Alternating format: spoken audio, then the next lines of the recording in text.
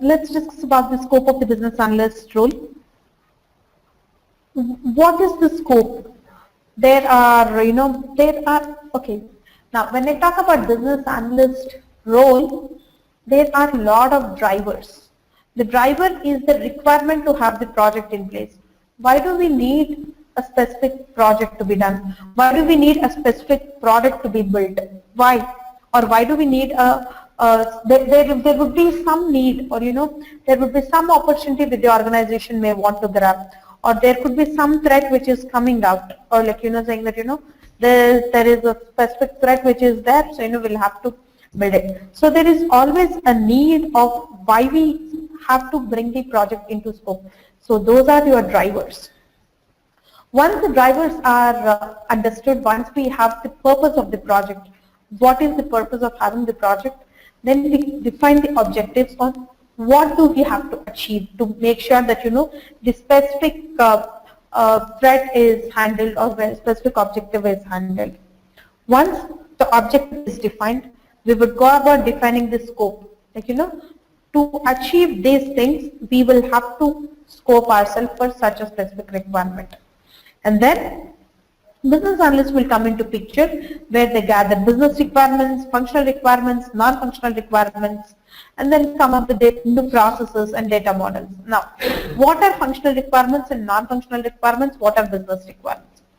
Business requirements are the requirements given to you by the business. Business will always talk in business terms. They will not know anything about IT. They will say that you know what, I want a CRM project software in place. That's all they say. My customer relationship management is, it's not working on par with anything else. So I think, I should need some good customer relationship management practices.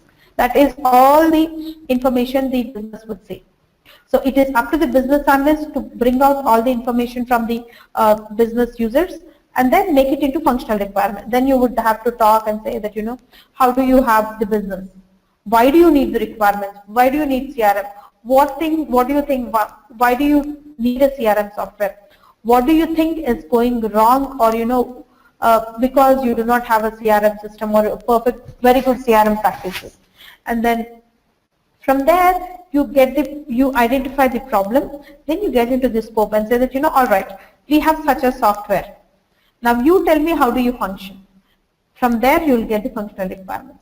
Once you get the functional requirements, then we would get into non-functional requirements, where we design the project, where we design the product. Like, you would say that, I need such a screen with, this text box, this drop down with this button. And then you would say that, I should be able to save, this should be available 24/7. So all these things will be your non-functional requirements. Anything which is not relating to your functionality change. All right. So your business functioning will not change because of a change in the non-functional requirement. And then at the same time, we would also design the processes and new data models. Processes definition would be like, if we bring in a new software into place, like, when somebody asks you for a CRM system, when they say that, their CRM system is obsolete and they cannot work on it, then we would bring in a new CRM system.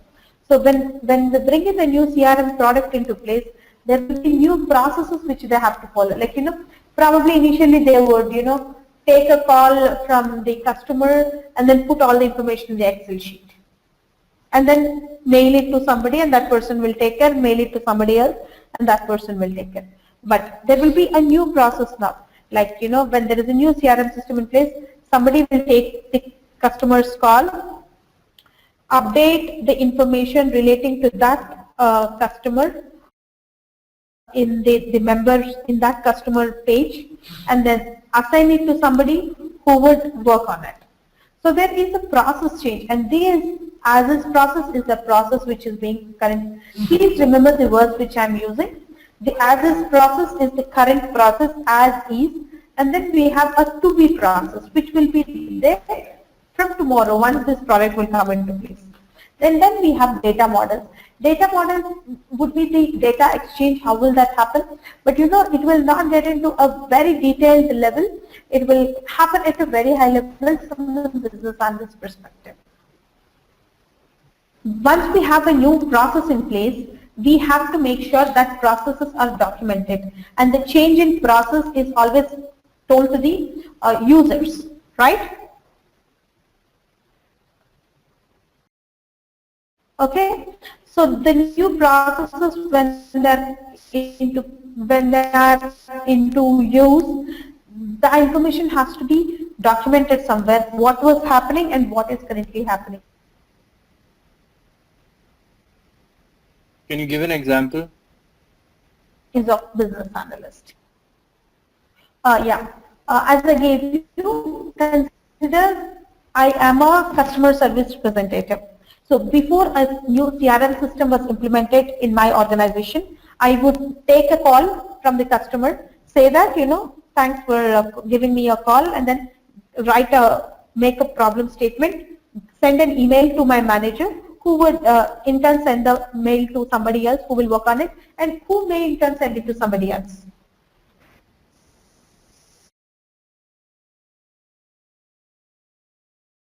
When the customer again calls, right? But consider I have a CRM system in place where I have a customer relationship management software implemented. Then the moment the customer calls me, I would take the ID of the customer, input whatever problem the customer had into the application, and then save it or assign it to somebody, whoever will work on it. So when again my customer would call me, then I would have a understanding of who is working on it, when will it be resolved. So there is a difference in the process. The emailing, assigning it to somebody, they are assigning it to somebody is lost. So the number of people who will be working on this will be reduced. It will be from the customer relationship manager to the person whoever is responsible for that. So this change in process has to be documented. So whatever is currently happening has to be documented. Whatever will happen from tomorrow will also have to be documented. And what about data models? Okay, data models, consider I'm just taking another example. Consider we are working on two different clubbing of two different softwares. Like, you know, I have a hospital management system in place, and we have a SAP system which works in sync with the hospital management system. So all the data modeling, all the data flow, all the data integration information will get into these data models. We will talk about them in detail, but you know, this is something where business analysts will not give lot of information. It will be more like, you know, which data is coming from a specific software, what data is being processed here, what will go out of your application.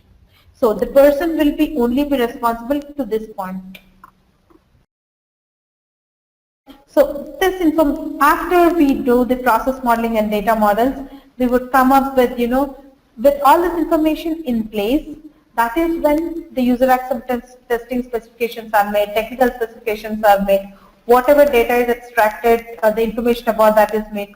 Business procedures, like, you know, the data manuals are created after that. So there is a lot of information, there is a lot of work which is done after the processes and data models are given to the other stakeholders. Now, as I told you, it is the responsibility of the business analyst to, you know, to gather requirements, to analyze them, and to communicate them as per the current requirement, or, you know, as per the current scope of the project. So it is the responsibility of the business analyst to do this. Talking about requirement softwares or requirement tools is also business analysis. No, that is sales. So anything not okay. I was talking about BABOK.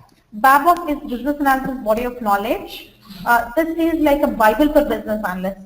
So whoever would work on business analysis, or, you know, who understands the word of business analysis would have, you know, would have an understanding of what BABOK is. And most of us would have referred it as part of our CBAP certification. CBAP training certification is for business analysts, and which is given by IIBA. So have a look at what is BABOK, and please download any version of Babok and have a read of what is provided there. So please download one of these books and have a look at it. You know, after 7 or 8 years of experience, people expect business analysts to be certified. But do we really need to have 7 or 8 years experience in order to, or can we just write it after one project? No, you cannot. You need 5 years of business analysis experience. There is a lot of things which will come into picture. If you want more details, please get into your IIBA website and you will find all the details. You'll need the certificate. You'll need 5 years of experience and requirements. You need 2 people who would give you references. There are a lot of things which will go into it. Okay. Yeah. Okay. There are some number of hours which you will have to put in as a business analyst.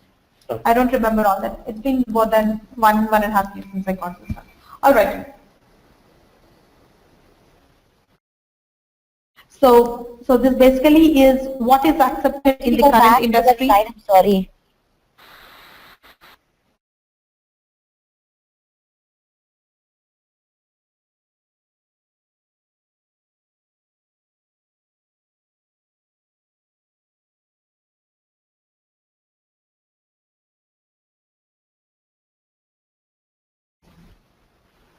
Can I move forward? I just want to understand, what does this mean that solution often include a system development component, but may also consist of process improvement or... We just discussed about this in detail, right? We discussed about it, This is the last slide you were referring to, when the process changes and the process... Yeah, and the process changes. So, Okay. a business analyst just does not do a system development and say this is done. We do a lot of which will improve your process. And in fact, when we actually discussed with the stakeholders, there comes a time where a business analyst will also have to play a role of consultant, a business consultant, saying that, why do you want it? World is doing it something like this. Why don't you do it like this? Or sometimes, this is a simpler way of doing it. This will, lessen the number of hours you will have to spend on it, or, work on your budget. So there are a lot of things which a business analyst will suggest.